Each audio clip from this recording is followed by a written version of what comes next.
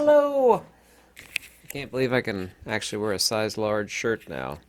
It's kind of miraculous. That's what this is, size large. Went from a 2XL to a large. Today I walked over 2 miles, and man, it was like 93 degrees outside. I don't mind that, actually. I don't mind the heat, as long as you're dressed appropriately. And I had a burger patty and a couple boiled eggs. That's all I had today. That's all it's going to be today. However, those nice, tasty cantaloupes are always calling to me in the wee hours of the late evening, around midnight. I'm going to try to resist having a cantaloupe. Believe it or not, I read every comment. And sometimes that actually takes a long time, but that's good. I love the engagement. And a lot of people read other people's comments too. It's good when they're helpful or people learn information that you're never going to get on the news or anywhere on the internet. It's like, this is what's happening to me where I'm at in this corner of the world. And I love getting information like that. That's actually one of the countless reasons why I do live streams. Most live streams I never get, and it's fine, a donation. I don't show up to live streams and spend hours, literally, listening to people. I get feedback and I hear what people want to talk about and what's going on out there. There are people that make videos on the tube and, they're sensationalist and, oh, doom, oh, no. And they'll post, these clicky pictures to go along with the videos. And, I know the reason why they're doing it. I'm not interested in that. Life is too short. I'm 52 years old and I've had way more than the share of what I should have been dealt as far as misery in this life. The things I'm grateful for is having a roof over my head and more wisdom than most people and a sharp mind, which to me is one of the reasons why I find it so odd that people ask me questions in live streams. Like, do you do this? Do you do that? I'm not going to complete that sentence. Like, no, of course not. It's like my mind is all I have left. By the way, I talked to my doctor. She's living on a farm here in Kentucky. We all know what doctors, and I never, ever trusted doctors my entire life. No. If I break a leg or something like that, yeah. And we all know what doctors have done, between 2019 to 2022. My doctor, even though she has, exceptional skills, she's, like the rest of us, so disgusted with the profession that she doesn't want to do what she's so highly trained for. And that can make her some serious money, which means she has ethics and a good moral compass.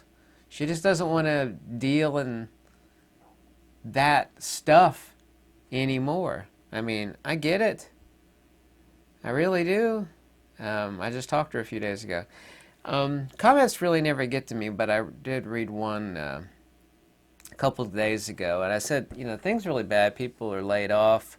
They had a jobs market report, which was really bad just a few days ago. But this was before that report, and this guy said, oh, the stock market is great. I don't know why you think things are so bad.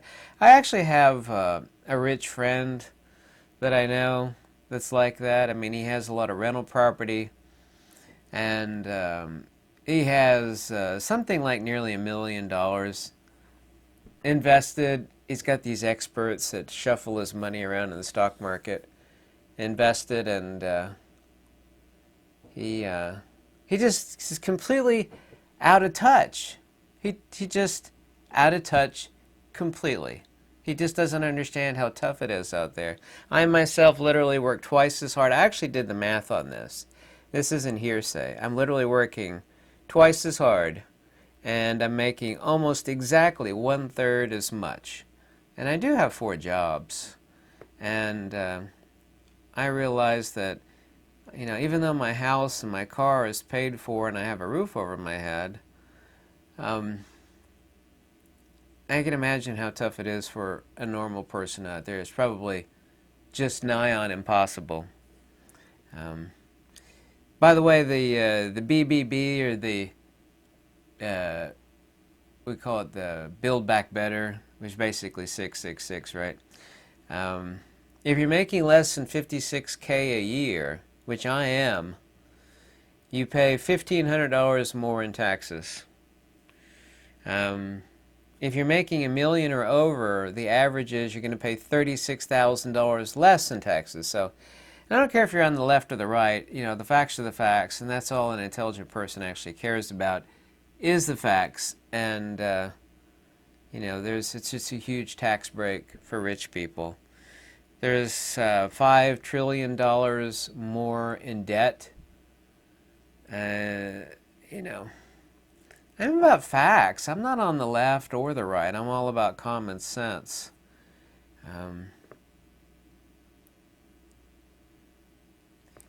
There's so much censorship out there, and it's everywhere, and you know it. One of the forums, I've debated on forums for decades, and I think it's the Energetic Forum. I haven't been on there in over a decade. Basically, nobody was, they might have changed it now, but basically nobody was ever banned, and you couldn't block people. People that want to live in a nutshell and, you know, sniff their own, you know, exhaust fumes, as it were. These people, that's how society has gotten. You could just, like, you know, ignore this person. It's like, I don't want to hear those facts. People are so close-minded now. There need to be more forums like that. And I don't know if the Energetic Forum is still like that. It's probably not. Enough weaklings probably complained, and they've changed it. But society has to be like that. People now are so isolated. And, you know, they're living in a nutshell in a place that's not even reality. It's not good to live like that. It's not good to be hypersensitive.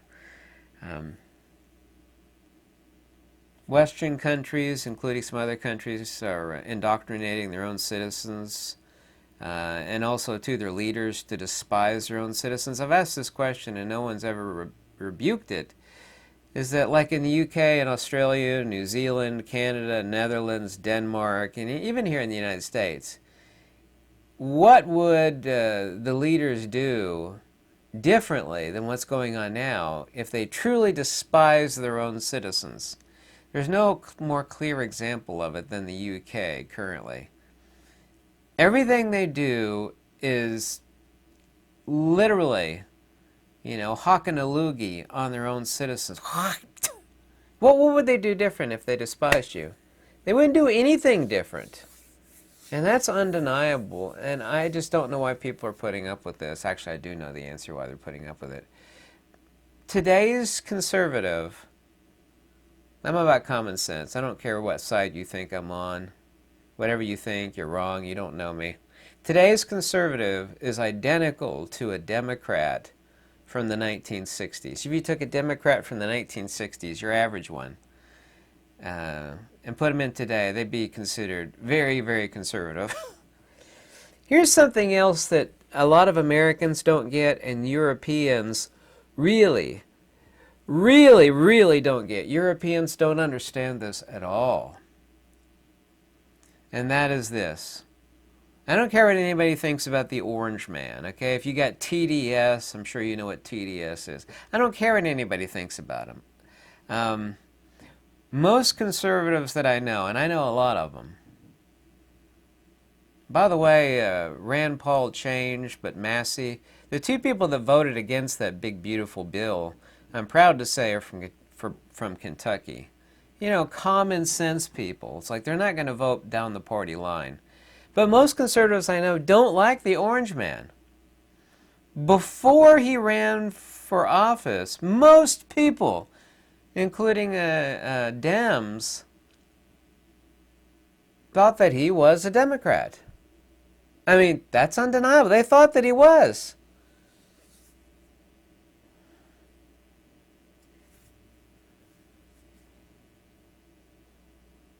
It's funny people think that conservatives like the orange man. This is mostly for European listeners, but a lot of Americans don't get this, but The only reason why they like him to a degree is that the other choice was so absolutely horrible. People think, well, if you voted for that guy, then you're nuts. Or, no, it's just the other choice was so awful. Most conservatives, and I mean this is down the line. You find the same is true in Colorado or Eastern Oregon. I know it's true. I'm extremely observant. Way more observant than most people. So most conservatives don't like the orange man. They just don't. He is not what a conservative would consider to be an actual conservative. He's not. I don't know if you get that. By the way, it was a quote, and it's fitting that I'm making this video the day after 4th of July. Barack Hussein said this. He said, Independence Day is a reminder. He is so egotistical. It's unimaginable. Independence Day is a reminder that America, he's so smug. It is a reminder that America is not the project of any one person. Well, that's true. The single most powerful word in our democracy is the word we. And we the people. We shall overcome. Yes, we can. America is owned by no one. I'm a landowner. Pretty sure that I own a slice of America. Over 200 acres. Over 200 acres. But it's Kentucky land, which is really cheap, so it doesn't mean I have any money. America's owned by no one. Well, that's false. It belongs to all citizens. America was never founded as a democracy, for you Europeans, and most Americans don't realize this. It was never founded as a democracy. The word democracy is not found in the Constitution or the Bill of Rights. It's a constitutional republic. Most important word is not we. We, anywhere you go on this globe, you could find the word we. We! We, the British people, we, the people of the Congo, we, the New Zealanders. That has nothing to do with America. He keeps emphasizing the we. He says the most powerful word in our democracy. Well, it's not a democracy here in the United States. It's not. The United States was not founded as a democracy. It's the word we. The most important word in the Constitution and the founding of this country in 1776 is the word liberty. Over and over and over again. Liberty, liberty, liberty, liberty. What is it Benjamin Franklin said? He who would give up a little bit of liberty for some security deserves neither liberty nor security. Benjamin Franklin also said, whoever would overthrow the liberty of a nation must begin by subduing the freedom of speech. That's Benjamin Franklin. So, I don't know why people love this guy so much. I mean, he's already had 2 terms as president, but I mean, he made a point of emphasizing that on July the 4th. I don't care about the guy at all. I never did. It's communism, but this is not a democracy here in the USA, and the most important word is liberty, not we.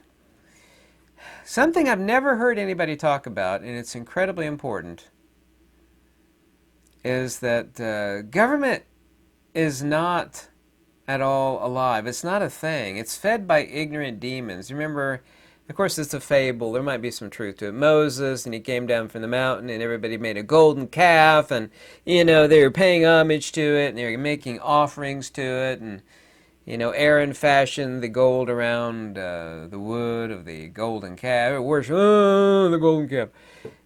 Government is exactly the same way. It's fed by ignorant demons that are worshiping an idol. The idol is bureaucracy. It's not a living thing. It's no government on earth is anything different than a golden calf. So a bunch of people agreed to bow down to this thing that is not alive. Without the tiny handful of people that, you know, make offerings to it, and they want everybody else to join in. You know, you may not believe in it, but we're going to tax you, and your tax money is going to feed, as an offering, you know, this lifeless idol.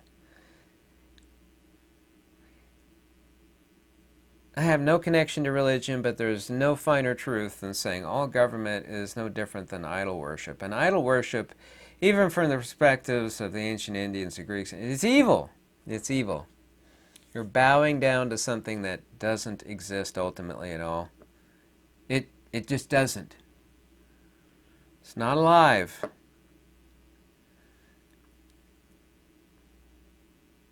Here's something funny. Here's a quote. It says, socialism is better than capitalism, one person said. And the other guy says, well, when the Berlin Wall fell, who ran to which side? One guy's angry and screaming. He says, capitalism, if you don't work, you starve. And the other guy says, in socialism, you both work and starve. Here's this crude analogy about two cows in socialism/communism, and they're both the same thing. You could try to disagree with me all you want, but you'll still be wrong. You have two cows. The government takes both and gives you food vouchers in replacement for the two cows you gave the government. Or it takes both cows and it gives you a cup of milk every day. In traditional or real capitalism, not corporatism, because Europeans and modern Americans confuse corporatism with capitalism. They're totally different. You have two cows, you sell one, and you take the money and you buy a bull. And from the bull and the cow that you have, you create a herd of multiple cows, and the economy grows. And then you sell them, and then you retire on the income. That's real capitalism. In corporatism, you have two cows, you sell both of them to the corporate butcher for a low cost. You take that money to buy expensive steaks at Costco, and then you get a high interest loan from the bank to buy more cows, and then you become completely indentured to the bank for their high interest rate. You never escape it. You can never retire. You know, it's just doom for you. In a bureaucracy like the EU, this is indicative of most of the EU, you have two cows, the state taxes both cows, then they take both cows, it feeds itself, the bureaucracy of the EU, it feeds itself with one of the cows, and it takes the other cow and it throws it away. Banks and usury are the root of all evil. Loans mean you waste your life paying off a loan instead of making your life better. People look at the interest rate and how horrible it is for any type of loan they get, student loan or otherwise. But what they forget is that you're paying off the interest before you ever pay off the principal. And on top of that, all you're doing is you're wasting your life paying off the loan instead of making your life better. This happens to people and it happens to governments. The one thing I keep seeing in the live chat stream, and people have really been brainwashed on this, is that ladies have been, and men have been brainwashed countless ways, but one thing that ladies have been brainwashed on is they think having children is the worst thing they could possibly do. You know, even though I don't have any, I'd like to have some rugrats. Rugrats need food, love, and a fresh diaper. Obviously a roof over their head. Just food, love, and a fresh diaper. This idea, and everyone, I never bring a rugrat into this cruel world. That's just so evil. That idea has been indoctrinated into people, and that's how you destroy society. And it's completely false. People were having rugrats during the Great Depression and every horrible period in ancient history to modern history. And people didn't suffer that idea, oh yeah, the world's in a bad state. You know, Europe is in conflict with who, you know, this, whatever. Something bad's going on. Great Depression, for example. Anything like that. People didn't think like that. But people today do. And that's been indoctrinated into them by the school system, social media, on, and it's just pure evil. I got a list I created here. I'd like to end that on how to destroy society. Not that I want to. This is how you do it. You make art grotesque, and it certainly is. You make food expensive and poisonous. You brainwash the ladies into thinking that having children is the ultimate evil. You destroy the family and you ruin healthy relationships. You make money worthless. You make people rent everything. It's like you can't even buy an Adobe program now. No, you can't buy it. No, you got to rent it. I absolutely despise that. I refuse to give Adobe a monthly payment. Amazon Prime, you know, monthly payment. Netflix, monthly. Everything's monthly payment. Rent everything. Make owning things seem evil and impossible. Yeah. Tax the wage slave literally to his own perishment. That's not technically a word. To his own demise. You make usury normal. There's a lot of usury now. Make buildings oppressive and fear-inducing is called brutalist architecture, by the way. Usher in AI into every Black Mirror device so that humans never have to think again. I don't want to think. I'm just going to ask AI. AI, tell me what's what. It's not funny, and it's coming very, very fast. The next generation of Apple iPhones are going to have that. That's a fact. That's not rumor. Destroy real learning through brainwashing and public school indoctrination. Destroy male masculinity and propagandize it as evil. Make all purchased objects self-destruct. This is called planned obsolescence. Forcing more purchases of the same objects. Make people believe in academia and authorities. Brainwash people to trust the gov. Make things evil and ugly, both popular and normal. And man, there is a lot of that going on. I mean, a lot. People used to praise what is beautiful and divine and noble, and it's almost just the opposite. And that's just so bad. Make males and females, I'm going to use the word despise one another as companions or partners. Make people believe in silly belief systems to ruin and wreck their lives. Like, oh, you know, I'm okay with this misery as long as, you know, I can have a great place in the afterlife. I mean, that's... turn humanity into a bunch of declawed, spayed and neutered, and defanged, passive kitty cats. Meow. So that they never ever resist again. The fall is happening. And I don't make this video like, well, you know, fear-mongering. I'm not interested in fear-mongering. I just can't stand fear-mongering. I really can't. I love to hear from you. I do read every comment. I hope you have a lovely weekend. What's left of it. Actually, there's not much left of the weekend. I'm going to go on live stream here in a few minutes and talk to y'all, as I say here in the South. Y'all. Or I could say, you fine people. I could do that. I could talk like a Southerner. Hey man, how you doing? Or I can talk like a normal person. Hello, how are you doing?